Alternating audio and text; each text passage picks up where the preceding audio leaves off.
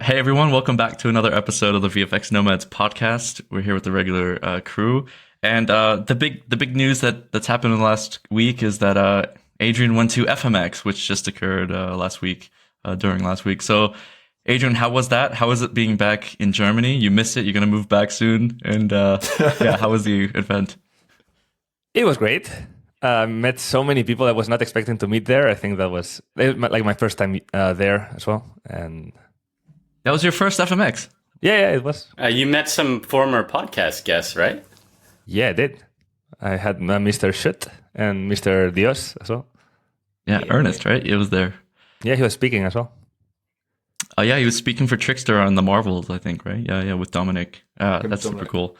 Yeah. What was your expectation of it versus the reality of it? Like, what were you expecting going in, and what changed when you were there? Like, oh shit. I had no idea what I was expecting, I think. But it felt like right. Like it was similar to what I had in mind. But a lot of people, like moving up and down the halls and the stairs and the recruiting rooms. And man, it had like 8 conferences in parallel every single time of the day for 4 days. That's like huge. And there was like this speakers gala dinner. And man, it felt like that would be the whole event. And it was just the speakers. It's so big. In terms of how many people you could fit in. I wonder how many people go. Like thousands, I think, right? Probably. Did you learn anything, Adrian, or did you just watch every event like, yeah, I know that. No. There was so many things happening. There was like, this virtual production thing by Paul de Vevek, which was amazing. There was even some compositing stuff by, I think it's a ComSoup at Framestore, Chris The, or something like that, Z-E-H. It was really nice as well. I couldn't make it to Ernest's panel, but it was apparently really good from what I heard. And Did you go to the Megalith panel? Is there a Megalith one? Did they have one? Was there a Megalith one? You know what? The owners were there, or at least one of them was. I don't know if they actually had a panel. I think there was. But so I didn't. So G, you've been to SIGGRAPH, right? Have you been? Yeah, like 2010 or something like that. Yeah. I also went, I think, probably with you, or in that same time period when it was in LA in 2010 or so. I would say SIGGRAPH, if you were to compare them, I don't know if Josh, if you've been to SIGGRAPH like London or something. No, I've been to FMX, and that was about it. So you have been. So I would say like FMX is a bit more like companies showing what they've done over the past couple years, like a little bit like a show reel for some students, like more generalized. I think SIGGRAPH also has that, but SIGGRAPH goes really into like, here's some more technical papers from MIT. Yeah, more research centric. Yeah, okay. So it's a bit more technical. It does have the recruiting and all that stuff, but I think FMX is a bit more social or something like that, like social and for networking and this kind of thing. Really does SIGGRAPH still happen in LA? I think it does. Yeah, it happened in 2022 or something. I know they go between like Vancouver and LA and sometimes in London, but those are its own events, I think. Just with like not that much film in LA these days in VFX, I wonder how much sense it makes to keep hosting it there. Yeah, the only ones that I know were Vancouver and LA, and sometimes it switched locations, right?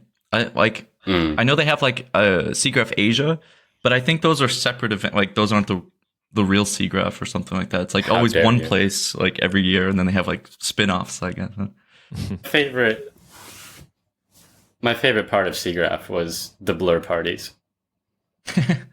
Yeah, what do you remember from that? Like, what was the after parties? This is a big thing in FMX too, the after parties. Oh yeah, well, Blur. I don't know how they had the money to do this as long as they did, but they used to like have nightclubs, and they would rent like a nightclub, and people would party and drink, and like there'd be free drinks. They'd have like people on trapezes and shit going across the ceiling. There was like a flamethrower at one point, I think. Whoa. This is like how when I talk to people who've been in the industry for 20 years, how rap parties used to be at the end of projects as well, right? Oh, yeah. Now they're just they're so rubbish compared to this. This was when VFX had money. Yeah. You know, the best one is John Cartwright at like the Natural History Museum in London, and the director was there, and it was like insane. And that was just before I got in. Whoa. I think that project is what allowed DNAG to get that fancy Fitzrovia house that they have. Wow. Oh, really? I think, allegedly, anyway. I thought it was I mean, the FMX after parties are just German techno in some sort. That's what I remember. I was there when I was at university. It was just like, you don't know when one song ends and one song starts, because it's just like... So the best one I've been to in FMX, I think, the most memorable one was PSYOP. PSYOP, the company that has a commercial office in LA. They opened up a Stuttgart office that was also where FMX was. And so they had like a grand opening party, I think it was a couple of years ago. And like their place looked like something out of Ex Machina, like concrete walls and everything, like really nicely renovated. And they just opened up their floor, and they had like beer pong tables and like unlimited free drinks and DJs, and it was really cool. It was really fun, good to network, and you had to be like on the guest list and everything. It was like very clubbish, I suppose, but it was very fun. Yeah, the one who made remember Cryptomat, when? by the way. What's that? Yes, that's the company that invented Cryptomats. Exactly. Yeah, he's exactly right. Yeah. That was. Do you really remember fun. when used to have these like sick Halloween parties, and they all stopped because somebody climbed up a thing and then fell down? Yeah, that's a very sad story. What? There's a very sad story that happened in Los Angeles. Basically, they had a party, and they had like a 2-story building or something, and I think there was somebody who he tried to jump onto a tree or something, and he missed it, and he kind of fell to his demise. Jesus. And then they stopped, like, they were like, okay, we can't have these unregulated, like, parties, and it was a bit more renegade. It's significant. I think it's worth talking about, or at least just reflecting on, because it was a significant event in the LA scene at that time, which I think was like 2010 or 9. Yeah, it might have been later than that. It might have been 11 or something, because there was moments of these parties, especially like rooftop parties, because I think it was a rooftop party. But I don't want to like say too much about it, because obviously it's not. I mean, how can you stop somebody from doing dumb stuff at a party? I mean, it's obviously not Main's fault. Whether you're gonna like pad the walls or something.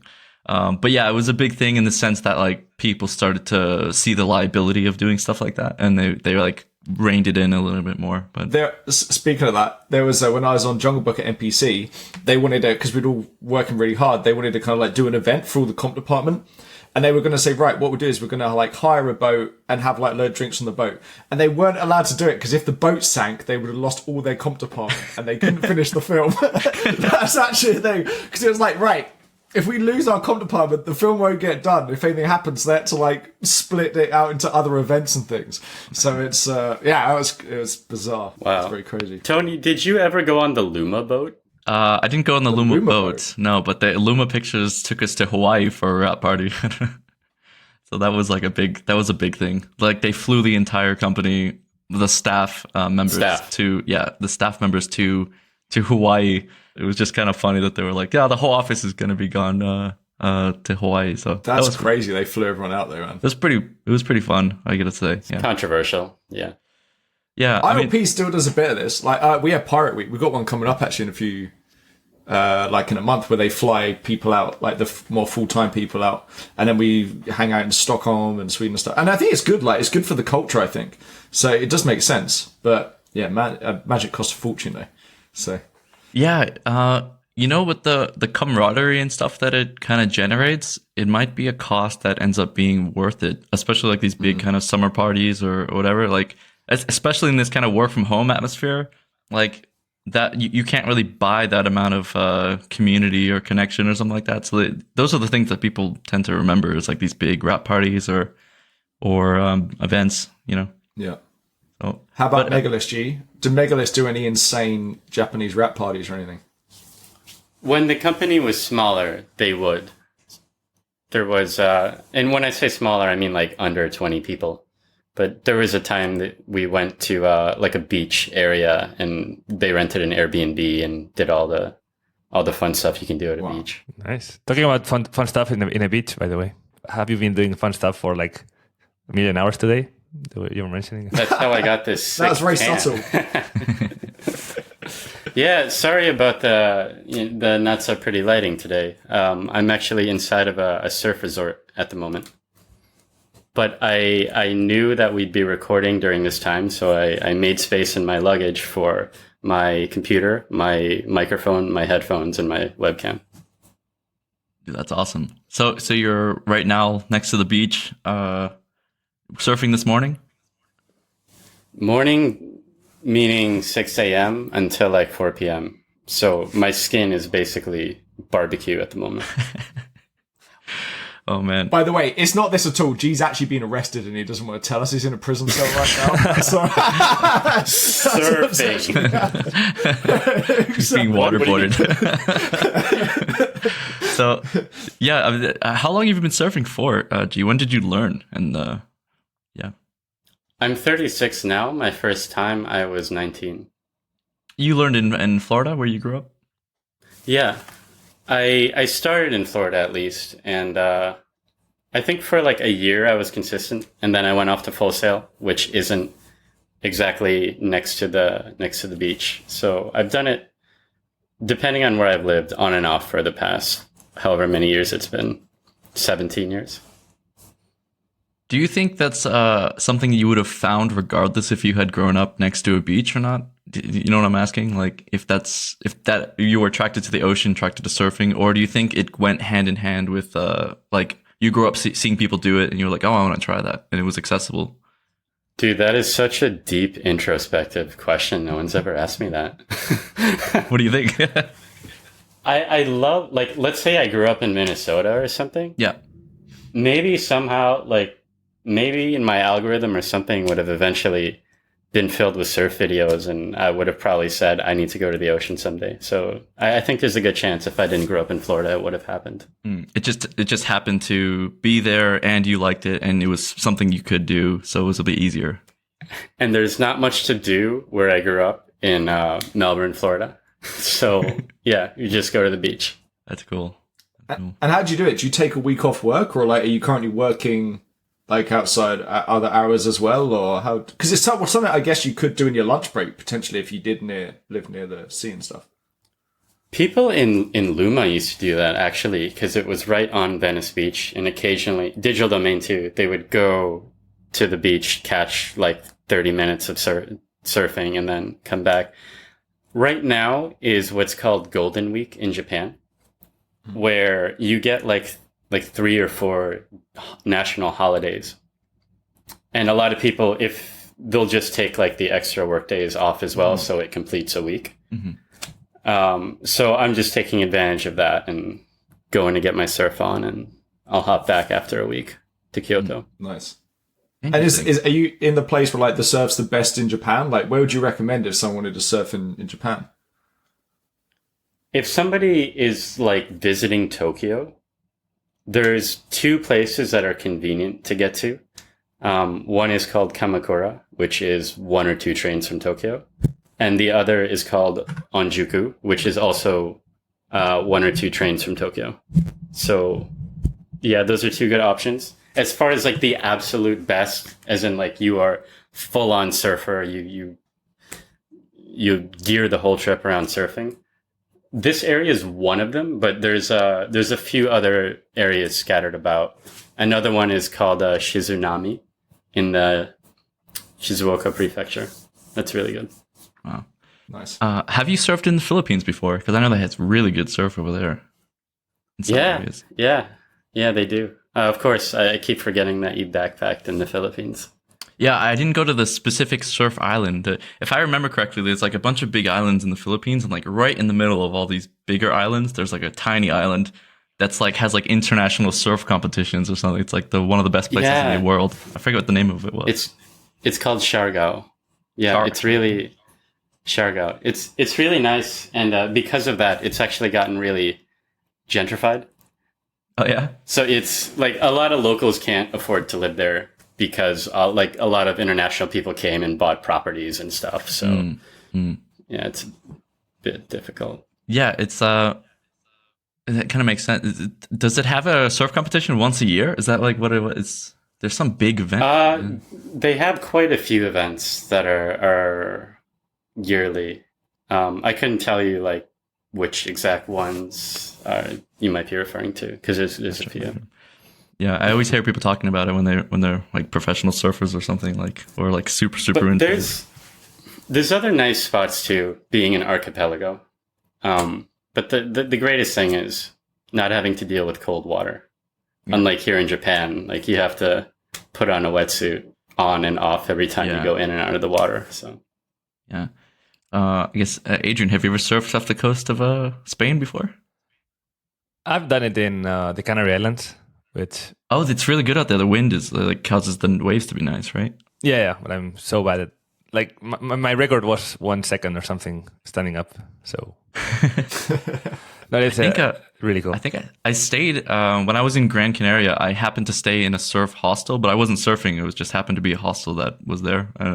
But it was like a place where people were learning to surf, like right outside the Gran Canaria town. was that when you met Ignacio?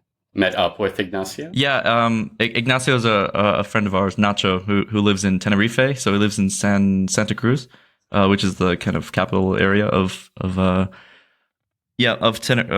Canary Islands. But then there's, I don't know how long it is. Like, Adrian, can you tell us, like 3-hour boat or something? Like, to get from Santa Cruz to Gran Canaria, it's like 2 or 3 hours. Yeah, something like that. It's pretty close. So you can just take the cruise ship or I don't know, it's the crossing, and then you stay on the bigger island there, Gran Canaria. Anyways, it was a very fun time. Did Ignacio set up a VFX company, by the way? Yeah, Ignacio is the owner of Eero Pictures, I think it's called. Yeah.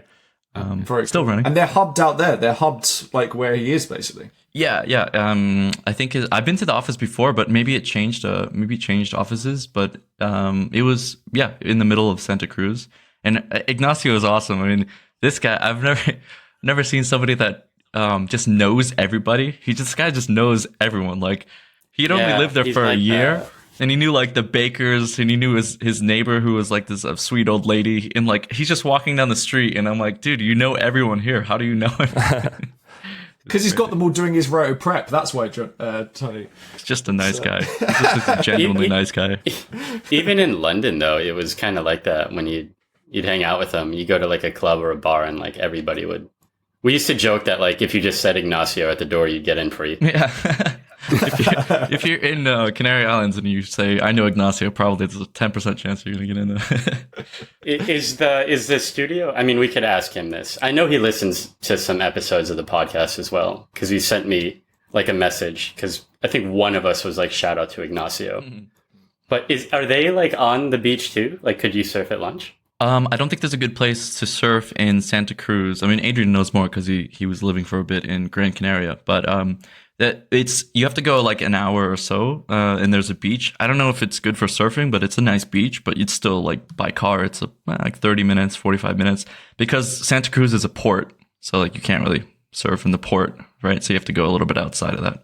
But it's really close to the port and the beach, I suppose. Adrian, what about where you were working and living in Gran Canaria? Was it located in the city part of it? Yeah, it was. The office we have right now in Orca, it's in Las Palmas, so right next to the beaches, and so it's 3 minutes of walking distance from the beach. So it's pretty nice. When I was there, it's pandemic time, so we were like working from home, and there was not much of that, but it was cool. There was a VFX loop I used to teach, client side VFX loop, and he would just go dive, like they were shooting, and then he'd go diving in his lunch break, and he had to learn a bunch of this stuff. It's just like super cool. I mean, I don't know, actually, out of interest, have you been surfing like in your lunch break and then gone back to work again? Because I think I would find it very hard to go back to work after being in the headspace of like surfing. I don't know. I just feel like I just find it very I've never done that. Okay. It's so like every time I go back to the sand, especially if the waves are firing, like I have to be peeled. I have to be pulled back out of the ocean. So I can't imagine doing it during a lunch break. I know people used to do it before work, right? Because surfing is a very early morning activity, right? It's like between like 4 and 9, because of the tides, right? It's where the moon. I know that's like a very early morning thing. Either that or like really late, but then it gets dark, right? So yeah. So it depends where you are, but like morning time 5 to 8 a.m. are like peak, and then just when the tide changes again later in the day, around like, you know, closer to sunset time is another like good time to go out. Josh, what do you feel like you have some secret sport that you go like skydiving on the weekends or something like that? You got any? Who told you? Yeah, yeah, exactly. Pickleball. What do I do? I used to play loads of tennis. Me and Giacomo used to play tennis actually in Regent's Park quite a lot. And there was a guy as well called Henry Badger, I think his name was, who's a VFX super at Blue Bolt, who we used to go as well in our lunch break. You did like tennis at lunch? Yeah. We used to walk to Regent's Park. And the nice thing is, he was my VFX supervisor. So I'd be like, oh, we're going like 20 minutes over lunch here. And I'm like, well, it doesn't matter because he's bloody running daily. He's not going to be So it was, that was always my thing. I was a tennis coach when I was like 15 and I lived on the beach as well. So, lots of people, like lots of good, like, wind sailors and sailors in general kind of come from where I'm from, called Whitstable, which is like a town in the UK. But I didn't get into that. I was, playing tennis and things. So that's my thing. That's amazing, man. Okay. You've always, since I've known you, you've always been like quite fit. So I think maybe that's why Tony would ask if you have some kind of secret sport up your sleeve. I mean, a D-Neg, I used to eat the biggest bowl of like, because D-Neg kitchens were always stocked with everything, right? So like D-Neg, I used to eat the biggest bowl of crunch nut every day. And the reason I could get away with that is because I used to walk to and from the office, which was like an hour and a half, an hour, 40 minutes each way. So I was doing 3 hours walk. I was doing 3 hours walk every day. It used to be amazing though, honestly, in like crunch time. It was so good. It just kept me sane the whole time. And I still find that. Bit of an escape for you to just like relax and walk like home. Yeah, exactly. There's no surfing in the Thames, right? So that's all I could do basically. Well, you could Try. It's not going to be good. become a swamp monster. Get a syringe stuck in your arm. Yeah, exactly, man. It's just like, so that was, yeah, I try and walk everywhere. It keeps me sane. Honestly, as I said, like that and Alan Watts, I've got for a lot of rough projects doing exactly that. Yeah. I like to run. Alan at lunch. Watts. Yeah. I feel like running at lunch for me, when the weather is nice and everything in the park, it breaks up the day, and anything that was stressing me out in the morning suddenly stops stressing me out, and I can like deal with it a little bit better, or even like find solutions to problems. Because basically, when you're running, you don't want to think. You want to think of absolutely everything except for the pain of what you're going through while you're running. So you start thinking, how can I adjust that setup in my comp, or how can I, attack this problem? And you're just trying to distract yourself, And it's nice to have like a view. So I like to run in parks or any place with a nice view, because it's just like you're staring around at everything. Yeah, and oxygen helps as well. The other thing I'd say actually in regards to like playing sport or doing some sort of activity with people you work with, because it was the same when I started at NPC, I was in the softball team. And that was a real like amazing thing for me, because when I was a student, I knew about their softball team, the D-Neg match every year and this stuff. And actually, I think it's really beneficial if you do that for your career as well, because it puts you on even footing. Like you just become friends with people who are better at you at comp. But you're still friends. Like you're better at them at some things and they're better at you. It just so happens that in comp they are. And it just makes it so much easier when you're at work. Like it introduces you to people in other departments. So on the softball team, there was the head of the groom department. And I was just friends with him. And like I wouldn't have probably ever had a chance to talk with him at work. And again, you're talking about stuff outside of work. So again, it just puts you on even footing and you know everyone. So I think it's super beneficial to do that. A whole bunch of stuff. Like, just try and get involved in that stuff. Removes the hierarchy of work and like puts everyone in the same group level, right? Yeah. Dude, when I was at ILM, Scott Pritchard, who's a VFX with that, taught me how to deadlift. He's like done like personal training courses. The guy has like 12 eggs a day. He's like the nicest, gentle, giant guy in the world. And he came to the gym with me and taught me how to deadlift. It was insane. It's just like, but again, people have got stuff outside of this industry, right? That they can teach you as well, or maybe you can teach them. And I think it's good to recognize that, because it means you make really good friends. For reference, he kind of reminds me visually of Andrew Huberman. Yeah. Definitely. Just big tank of a guy. Yeah. But he's amazing, and he still does it. Like a fit tank. Yeah. And he still does it, and he does like BMXing on the weekend, I think, and all sorts of stuff. So it's like, it's cool. If you can get to know people outside of work in their other hobbies, it's super beneficial. Like, 'cause you're just mates with people then. Yeah, rock climbing is another big one. Sure. I know a lot of compers that are rock climbers, or boulderers. That's a big one too. And all of these things, like for example, jujitsu, rock climbing, all these other like things that they all have the commonality where it's a lot of problem solving. So it's like it attracts the compositor mind of like, oh, another problem game that I could solve. That's a good point. Cooking's the other one I keep seeing. Cooking is the other one because it's like a bit techie. Like these, like they got like all the gadgets, and it's almost 1-to-1 with compositing. yeah, Well, cooking is just all these different ingredients taken. Yeah. Exactly. Give yourself notes. It's like Giacomo's chocolate. So you're gonna make a compositing cookbook, and it's gonna be like now merge the salt with the pepper. Cooking for compositors, I would say for that.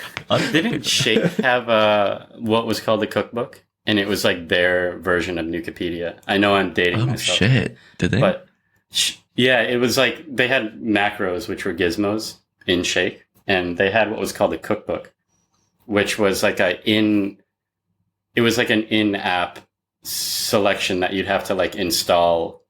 You'd have to install it independently, but it was just like a list of a bunch of like custom nodes that people had made, or Apple had. I don't actually know who made the macros.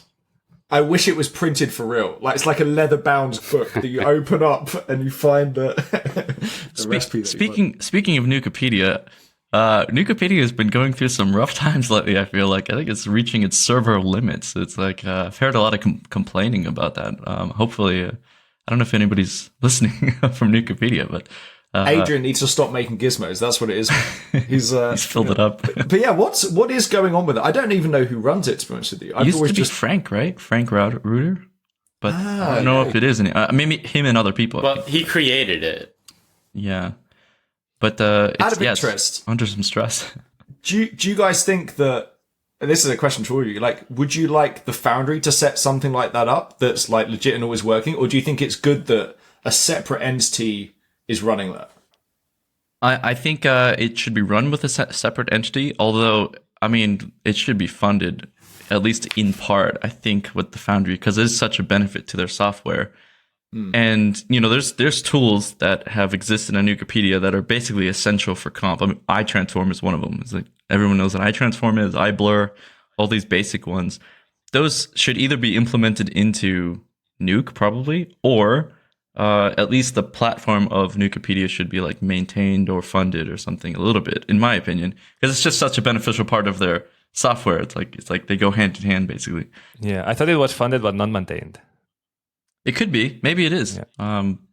But they need to, it needs to have more funding so that it fixes it. I'm not actually sure how the monetary side of Nukepedia is working. I know they had that Nuke bridge for a while, but I actually don't know anybody that has. But is your survival toolkit on there? Because I guess your survival toolkit can't be on there because it's like a load of nodes. Or well, interestingly, if you use GitHub or Git, you start to realize that actually Nukepedia is just Git. It is just Git. So no, the Nuke Survival Toolkit is on GitHub, which in my opinion, I mean, GitHub is not like an independent. It's its own thing, clearly funded in like the best version of using Git, right? So Nukepedia is like a GitHub, but it's like somebody turning Git into a web page. I don't know. It's hard to describe, but that's why it has the versioning control and stuff. It's the same exact thing in Git where you're like, oh, you made an update to the tool and then it versions up. Like it's actually the same background going on. So yeah, I hope something gets done about it. It's like what a staple of the industry, right? Like I've been using that site since I was. It's kind of amazing that it exists. Like it's amazing that somebody had the foresight to create that, and that so many people trusted it to like, oh, this is a cool place for me to put my tools and like to because I could imagine somebody just making that and then everyone ignores it and then nobody uses it at all. Like, so I think part of it is when Digital Domain first put out the Foundry publicly, there wasn't a whole. Sorry, when Digital Domain first put out Nuke publicly, there wasn't a whole lot of learning information on it. There were eventually like a couple digital tutor videos came out, and then the Gnomon Workshop had a couple, but for the most part, it was hard to find other people that use Nuke, at least talking on a public forum. There was VFX Talk, but I feel like the Nukepedia just kind of maybe the predecessor was VFX Top, and the Nukepedia just kind of served at this thing that people would also discuss more technical sides of Nuke and then put their tools. In the beginning, it had a lot of learning stuff too. Like there's still some really great like articles, but they're all from like 2010. I don't think it's a place really for tutorials as much, but it used to be like kind of both, like some tools, some tutorials, how to do some stuff. So I think those I still talk to a guy. Oh, sorry. I was going to say that when I was at university, there was a guy who wrote a great article about, I think it was like the structure of a Nuke comp. And I emailed him when I was at uni. I still email him. He's like a VFX soup at something. And it's just like, as you say, there's a ton of good stuff, information there. This thing is still useful for everyone. I'm just thinking back on like when it was first out. There just wasn't a whole lot. And I know this just because because I learned in Shake. And there was talk of Nuke becoming the next thing. So my student brain was like, oh God, I have to learn Nuke, I have to learn Nuke. Were people scared? Out of interest, like, were people scared when they thought Nuke was the next thing? Or was it more excitement? Or was it just like, oh, this is going to be a pain in the ass, I've got to learn something new? I mean, I was a student. I wasn't a professional yet. But what I can say is when I got to my first film gig, my first actual gig was using Fusion. But my first film gig was Luma Pictures, and they were transitioning from Nuke and to Nuke from Shake, and they created a bunch of gizmos that were to mirror Shake nodes. Yeah, help it ease some of the if I can jump on this because it's quite interesting. The timeline of like Shake and Nuke was Shake was an independent company. I forget who made them, but they were bought by Apple. And Apple, do you ever remember the eye camera? I forget what it's called, the photo booth, and it had all these like, oh, your head's warped now and like different colors. They got all that stuff from Shake. So they bought Shake and they took all of those like color corrections and warping tools from Shake and they implemented it into iPhoto or a photo booth or whatever it was called, and then basically never did anything with the software. And so for industry professional, imagine you're using Shake for like 7, 8, 10 years. Then suddenly it stops being updated. So while you're comfortable with the software, you also know that like, oh, it'll never be updated again. So I think people were scared in the sense that it was a transition that they had to make. So that was very scary. But at the same time, it was welcomed because they knew that that was literally a dead software. It's never going to get an update. Nobody cares about it.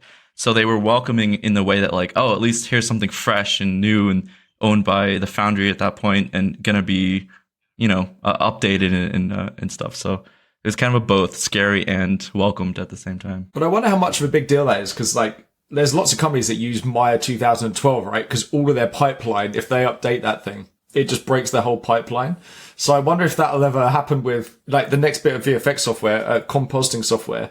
I wonder if that would happen, if that makes sense, because maybe everything's so intertwined with each other now. It's trickier. That's a good point. I don't know if Nuke would have become Nuke if Shake didn't go the way that it went, right? If there could have been two things competing, because I don't think the Foundry is going to go anywhere. It's not just going to abandon completely, because that's what happened with Shake. It was completely abandoned, like the company is gone, right? So then there was a vacuum where something could easily take its place. So, but I don't think we've ever seen. We could argue about Flame and Fusion and all that stuff, but to have two like big competitors, I don't think we've really contended with that. So it'd be interesting to see, because Josh, what you're saying is like, would they want to take the risk to like change their whole pipeline in the risk that a new software would be better than the old software or doing better things? So it'd be interesting. It would. Yeah. It would have to be a hell of a competitor with hell of crazy features for companies to suddenly switch over to it.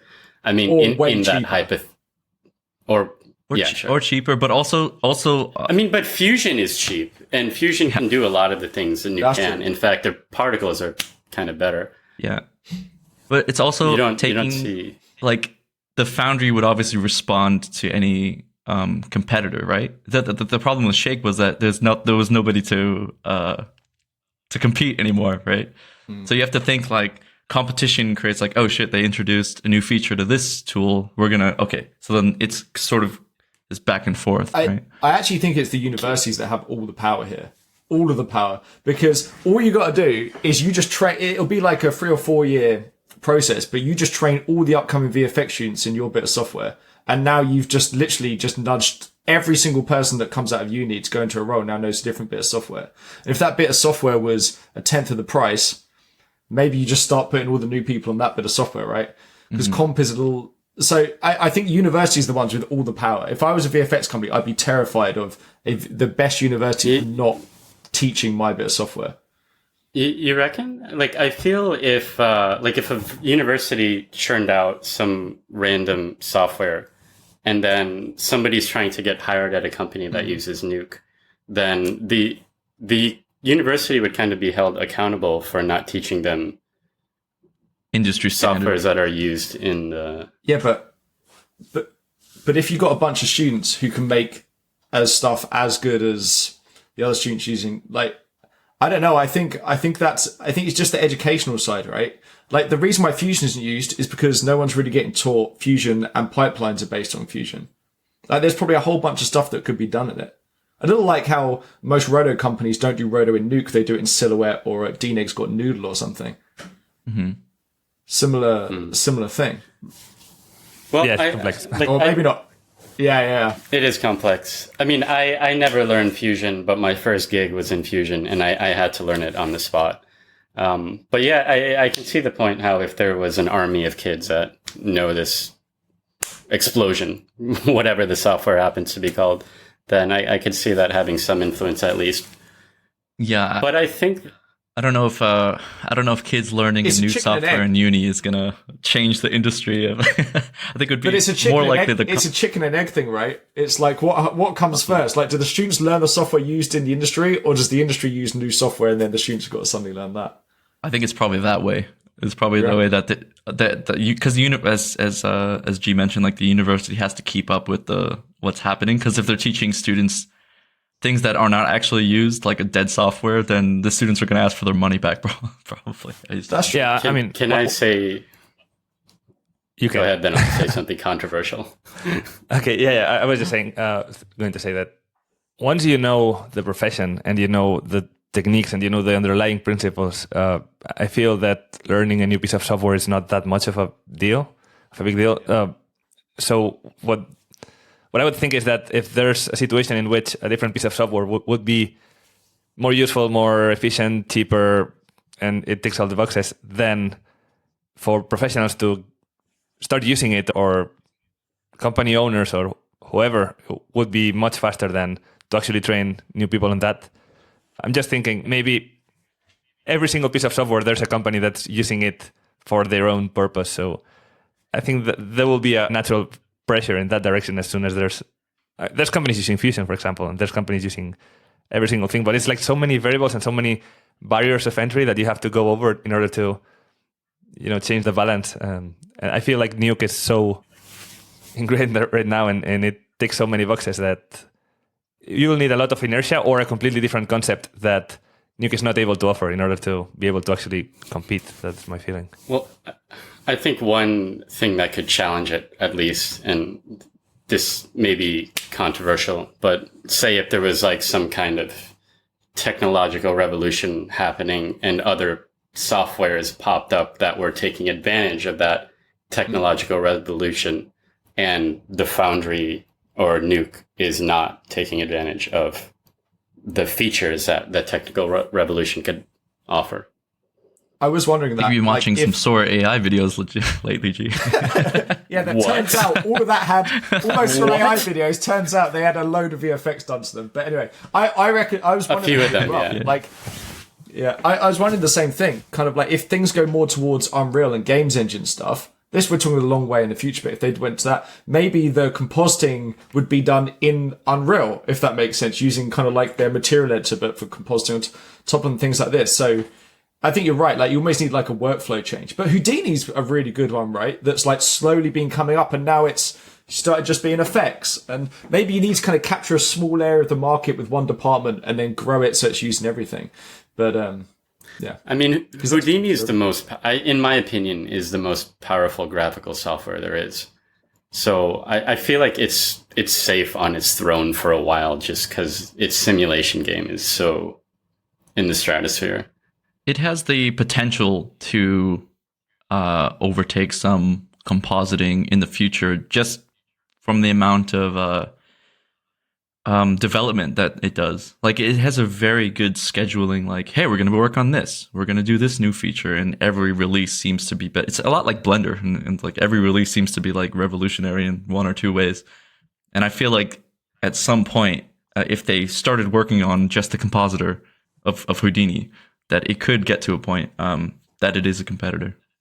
I did the thing. Yeah, If I they think were it's a to good put- example. It just reminds me of the Maya Houdini thing. It's like you have Maya, which is an industry standard. It offers everything, and they are making it better. And in some way, it's such a big piece of software. But when conceptually there's a different way of working, such as Houdini in this example, there's just one point that it's not a matter of Maya just improving every single feature or making it more efficient. It's like there's a different way of working that is offered by a different piece of software, and that would mean reimagining the way Maya works from the ground up. So that's kind of I think the tipping point for studios actually deciding to switch. And Because it's slowly been the thing happening, is- hasn't it? yeah, and I think like Houdini is procedural, is node based, and in some way Nuke is also node based. ComfyUI is node based. So all the like node based tools so far are the ones that are gaining the most traction and feeling, and what makes it more controllable because they're made of building blocks. So that makes it easy to change one building block for another, a new version, and as long as the logic stays the same for the system but not for the actual nodes, I think that gives them a lot of power long term. Let me ask a question to you guys that we've probably all heard before. There are some companies that have a lighting / compositing position where the lighter is the compositor and vice versa. Now, in my opinion, I've always been against this because I think while you broaden the field, and it is totally possible, what happens is that the field becomes too broad, and you don't get like you're basically neither a super good compositor or neither a super good lighter, but rather you're sort of like generalist that can do both of those things. And like you're kind of taken away because there's so much to learn on the 3D side and there's so much to learn on the 2D side. It's almost like impossible to learn everything. So you end up having to do these trade-offs. And what do you guys think about that concept? Or do you think it's possible and that it's the future? Or I think it depends on the motives of the company and how they view their how they handle their budgeting and stuff. I think that's like maybe the most important thing, because I've run into most of the generalists I've run into come from working in smaller companies. In Megalith, there was a company in the Philippines that I worked at where modelers did lighting, and then the compositors also did some lighting and effects. If you're asking like as far as efficiency, I mean, historically, Sony did it for years, right, with Katana. And then for whatever reason, they decided to just split the department. And Katana was like their main export. But they stopped using it. Part of the power of it was that it was node-based, of course, and that you could light and render in the same software. Light, render, and composite in the same software. But even they stepped away from it. So I think it just comes down to budget. I was going to say, like, I think it's also the same in compositing right now, right? Like, you get some comps that are better at look stuff, some that are better at the technical stuff. So you could argue, like, you already kind of have this. And I think the same thing happens when someone's doing lighting and comping at the same time. You get maybe a very strong lighter who knows a bit of comp, or vice versa. You get a very strong comper, and they would just move their notes into whatever package they need. And I was actually teaching a lighter at Jellyfish very recently, like literally a couple of weeks ago. And he didn't know any of the Nuke tricks that I was showing him. And he loved it because now he didn't have to go back into the lighting and re-render. He could use a normals pass and a position pass to adjust stuff, right? So I don't know. I feel like the argument is kind of void because we already have this in compers in general who are a bit more technical and a bit more creative. So I don't know. I think you're right. I think you're seeing that you do need to be specialized. Otherwise, companies, the higher end companies, right, want lighters who are just lighting and compers who are just comping. But yeah, I don't know. I think it's valid. It seems to be a thing more on like 3D animated shows these plate stuff, right? Because then you don't need to know about keying and this kind of stuff.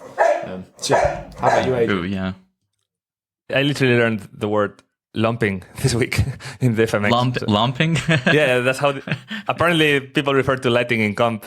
Yeah, I think there's the like three different things to consider. One is the task, one is the software, and one is the person. Like, what's the task? What's the software that you do it in? Is it split in two softwares? And is it split in two people? And I think it's the same with rotoscoping. There's many instances where you would want the comper to be able to do some rotoscoping, for example, for grading or for many other things, that it has to be the same person because it's a task that it's really important to do both things together. Animation, for example, is a great example for this. In animation features, you probably want the lighters to do most of the compositing stuff, and there might need to be some compositing done by compers, but I think that's the general dynamic. In the same way, for a studio, I remember MPC, for example, where we were doing so much of the lighting look dev in Nuke with technical passes. In some scenarios, maybe it's different for each project, for each for each team or anything. So I think what I know is that there's always a natural pressure, not pressure, but it's better when stuff is able to be done in comp. And when I mean in comp, I mean in the compositing stage, even if it's done by a lighter. So that's always favoring easier and faster changes. So that's completely independent from the fact that maybe stuff is better done in the rendering stage. But if you get projects, I remember, for example, Captain Marvel, I think we discussed that already, where we were able to work over a sequence mostly using technical passes and set most of the look in comp. That was letting us create turning over 35 versions every day by the team just for looking at continuity and then change it super quickly. Same with set defocus. That's something that if you're able to do that in comp, you'll have faster iteration time. And so it's such a spectrum that I think it's hard to make a general rule. It's task software and you know where it's going to get muddy? When stuff starts coming out of Unreal. Because now it's like, does the comper go in and change that light? Or do you use a normal pass to add it? Or does the lighter do it, right? It's like, that's when it's going to start getting really, really muddy, I think, between those roles. And where I can understand it more if they blend together. Do you see more involvement with Unreal as we go forward? Not yet. I think it will happen. But you're not seeing it yet in productions. From what I've seen anyway. How about I think guys? the rendering, is a very good cutoff point for where compositing starts. Like because actually as a compositor, you don't really care if it's footage or if it's CGI, if it's AI results. It's like, here's a bunch of elements and you get to smash it all together. So it's like the cutoff point is like, you don't need to be an AI artist, you don't need to be a filmmaker, you don't need to be a CG artist. You're the guy that puts it all together, right? So the elements are independent of what you're able to do. It's like your job is to combine them all. So like when you start introducing these kind of things, like now you need to know a 3D software, and that could change depending on which company you're at. Now you need to know the proper render settings. Now you need to know why the bundle of 3D is broken from animation when you have no idea what any of that stuff is, and that pipeline is confusing for you. And I guess my point is that adding lighting to compositing does not make you a better compositor. It makes you somebody who can do lighting and compositing, but by default, I think the compositing side will get worse because you have to stop learning all the secrets of compositing, and now you have to learn some other huge topic. So again, it depends on the company. Maybe like you said, like a 3D show, it could be beneficial for the show. But I think as a comper, it's to improve comping skills, probably it's not the best option for you. I agree. And also, if you saw like companies start to shift in that, I'd imagine there'd be a company that have an unfair advantage because their stuff would look better because they have compers just special. Do you see what I mean? Like if it did shift that way, it'd be very easy to kind of make your stuff look better because you'd split it up again. I mean, this is the same in just evolution of biology, right? Like everything like diversifies and you get mutations and they have an unfair advantage, and it'd probably be the same thing in this to actually. Yeah. That was an interesting topic. It's fun to just answer questions like this. Yeah. Or BS and yeah. I want to be a mocap artist and a comp, man. That's the dream, right? Go on set, wear a bunch of ping pong balls, comp yourself at the end. An animator. Man, I tried to get hired at Pixar as a comper, and they were like, why are you applying here, man?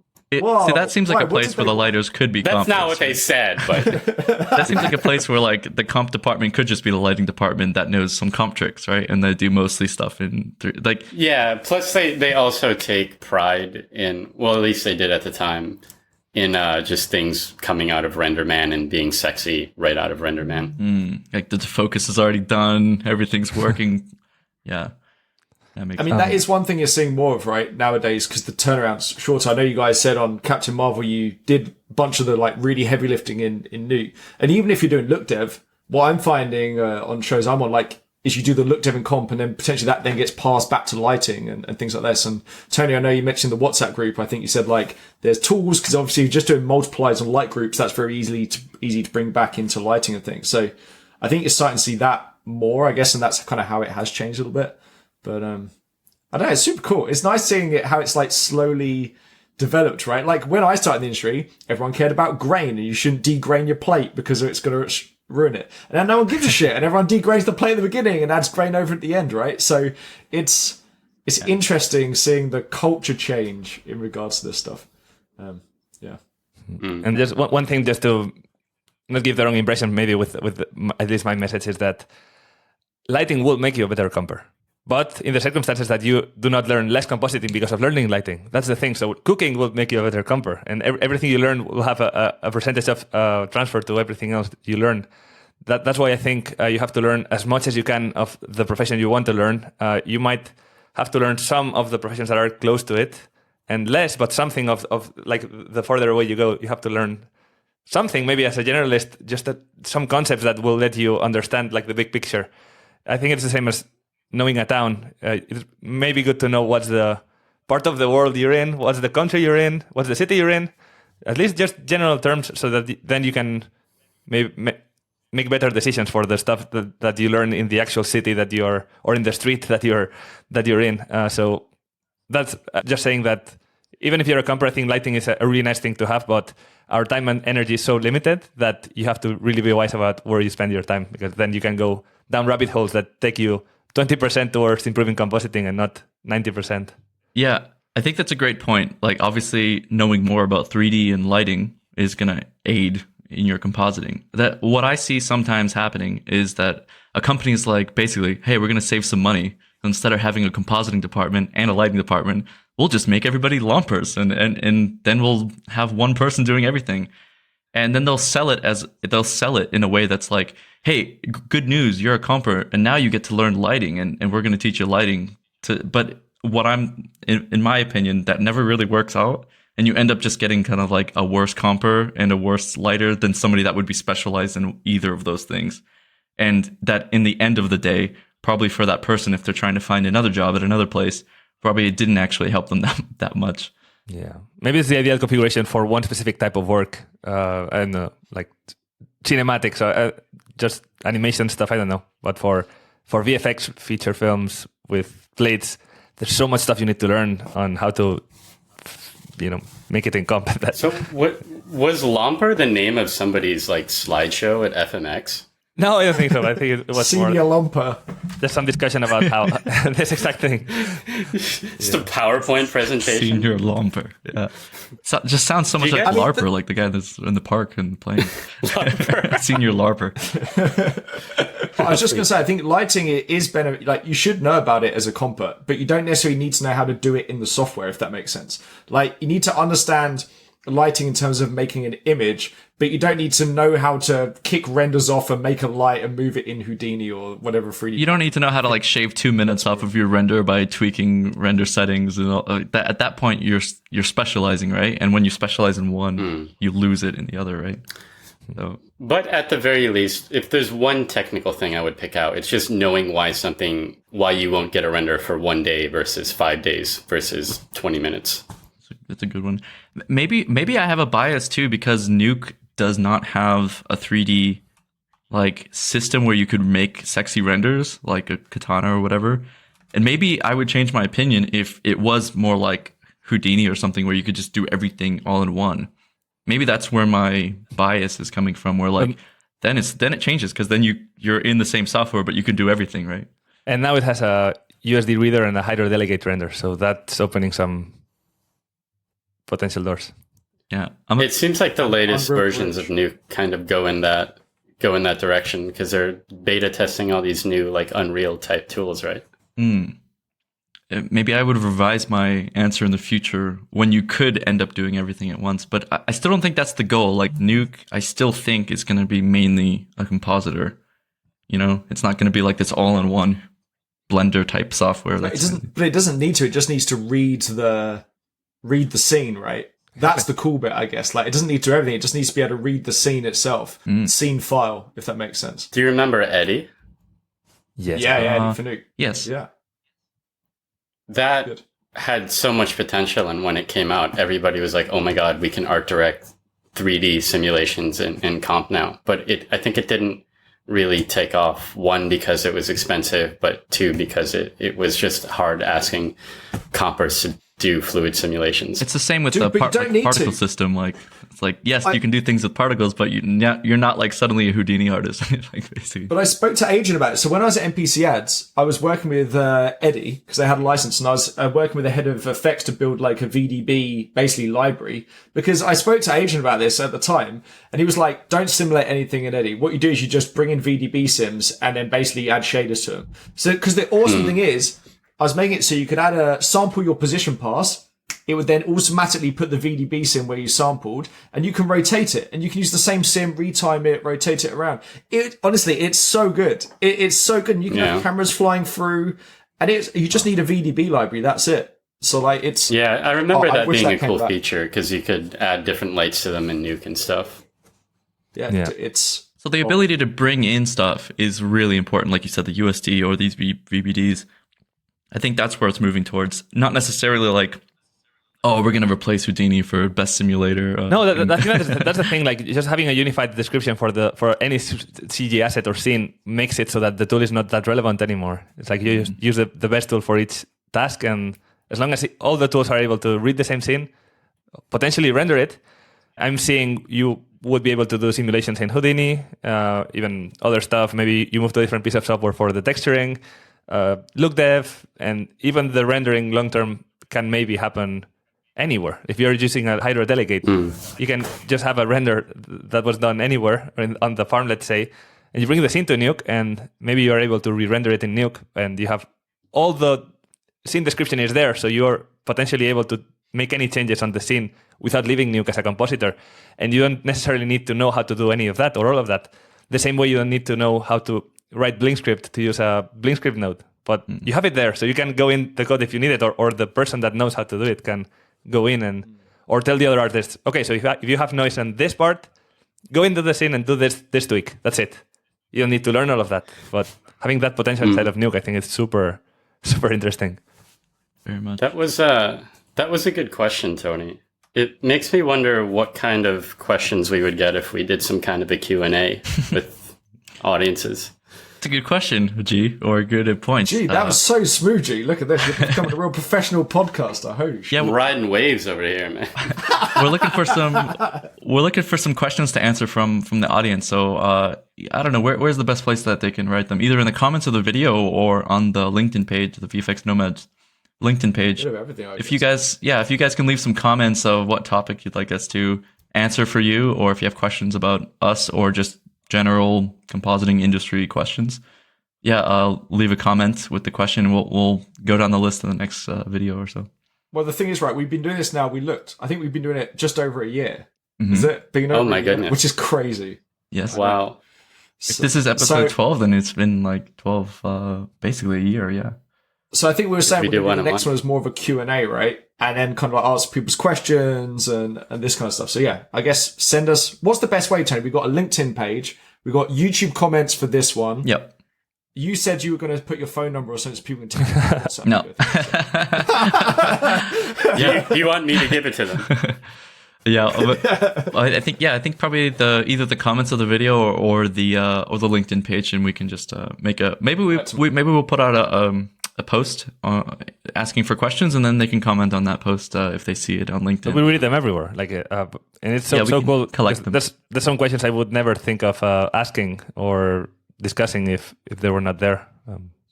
Yeah. And actually, to finish off, I guess, Adrian, you were obviously in FMX, and you were saying like it's kind of nuts. Like people are listening to this thing, and they were coming over to you and saying, "Oh, I really love it when you said this about this," and I was really surprised. I had people every single day coming and be like, "Hey, I know you from the podcast. That's really cool." And like, whoa. I was not expecting this because it's such a niche within a niche that it's, and so cool. So it's great that we're able to reach. It's great that we're able to reach out to people, and that we've heard very positive things that people say that they like how the flow is, and that we talk about certain things that they don't hear very often. And so we'll continue to do that for as long as we can. So. Yeah. One last thing: if you got any anonymous questions, maybe email us or direct message us on LinkedIn or something if you've got anything that you don't want to post directly on LinkedIn or something, I guess, or in the comments. Yeah, you could also... There's also Instagram. Instagram. You could also like send us, any one of us, probably a LinkedIn message and just say like, oh, I have a question for the podcast, but we'd like to be remaining anonymous or something, and we could just collect that as a question. So Awesome. Cool. We'll keep it a short one now because G's gonna go surf tomorrow early. Cool. Thanks, guys, for tuning in. I'll see you next time. Absolute pleasure, guys. As always. See you guys. Take care.